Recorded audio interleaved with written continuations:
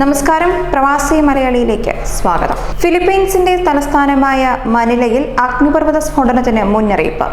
ഇന്നു രാവിലെ അഗ്നിപർവ്വതത്തിൽ നിന്ന് ലാവ പ്രവഹിച്ച സാഹചര്യത്തിലാണ് 8000 പേരെ പ്രദേശത്ത് നിന്ന് മാറ്റിയത്.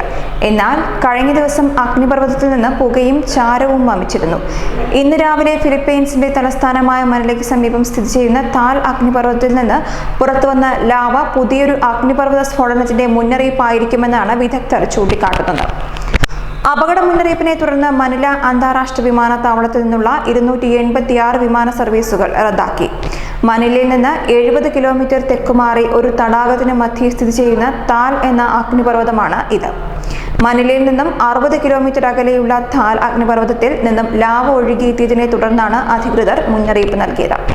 കഴിഞ്ഞ ദിവസം അഗ്നിപർവ്വതത്തിൽ നിന്നും ചാരം വമിച്ചിരുന്നു. 14 കിലോമീറ്ററോളം ചാരം വ്യാപിപ്പിച്ചിട്ടുണ്ട്.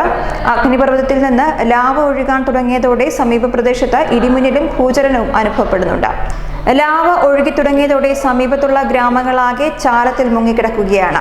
15 മീറ്ററോളം ഉയരത്തിലാണ് ആകാശത്ത് ചാരമെത്തിയത്. അഗ്നിപർവ്വതം ഏത് നിമിഷവും പൊട്ടിത്തെറിക്കുമെന്നാണ് അധികൃതർ നൽകുന്ന മുന്നറിയിപ്പ്. ലോകത്തിലെ ഏറ്റവും ചെറിയ സജീവ അഗ്നിപർവ്വതമാണിത്. അതേസമയം ഫിലിപ്പീൻസിലെ ഏറ്റവും സജീവമായ രണ്ടാമത്തെ അഗ്നിപർവ്വതം കൂടിയാണ് താൽ. കഴിഞ്ഞ 450 വർഷത്തിനിടയിൽ 34 തവണയാണ് ഇവിടെ സ്ഫോടനമുണ്ടായത്. ഇന്നലെയാണ് താൽ അഗ്നിപർവ്വതത്തിൽ നിന്ന് ലാവ ഒഴുകാൻ തുടങ്ങിയത്. തലസ്ഥാനമായ മനിലയിൽ വരെ ചാരമെത്തിയതായാണ് റിപ്പോർട്ട്.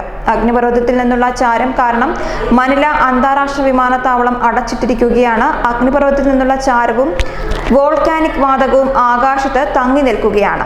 ഇത് വിമാനങ്ങളെ അപകടത്തിൽപ്പെടുത്താൻ സാധ്യതയുള്ളതിനാലാണ് സർവീസുകൾ റദ്ദാക്കിയിരിക്കുന്നത്. രാജ്യത്തെ സജീവ അഗ്നിപർവ്വതങ്ങളിൽ ഒന്നാമതാണ് താൽ. അഗ്നിപർവ്വതത്തിന്റെ 17 കിലോമീറ്റർ ചുറ്റളവ് വരെ പൂർണ്ണമായും ഒഴിപ്പിക്കാനാണ് അധികൃതർ തീരുമാനിച്ചിരിക്കുന്നത്. 4 ലക്ഷം ആളുകളാണ് പ്രദേശത്ത് നിന്നും ഒഴിപ്പിക്കേണ്ടി വരിക. സമീപത്തെ തെരുവുകളും വീടുകളും അഗ്നിപർവ്വതത്തിൽ നിന്നും വമിച്ച ചാരവും മറ്റ് അവശിഷ്ടങ്ങളും മൂലം മൂടിക്കിടക്കുന്ന അവസ്ഥയാണ് ഇപ്പോഴുള്ളത്. ചൂടുചാരവും ധവളോജ്വലമായ ലാവാ പ്രവാഹങ്ങളെയും തുപ്പുന്ന അഗ്നിപർവ്വത സ്ഫോടനങ്ങൾ ഭൂമിയിലെ പ്രകൃതിജന്യ ഊർജത്തിന്റെ ഏറ്റവും പകിട്ടാർന്ന പ്രദർശനങ്ങളിൽ ചിലത് കാഴ്ചവെക്കുകയാണ്. എന്നാൽ അടുത്ത കാലത്ത് സജീവ അഗ്നിപർവ്വതങ്ങൾക്ക് സമീപം പാർക്കുന്ന അനേകർ അഗ്നിപർവ്വത വിപത്തുകൾ വരുത്തിവെച്ച മരണത്തിനും വിനാശത്തിനും ദൃക്സാക്ഷികളായിട്ടുണ്ട്.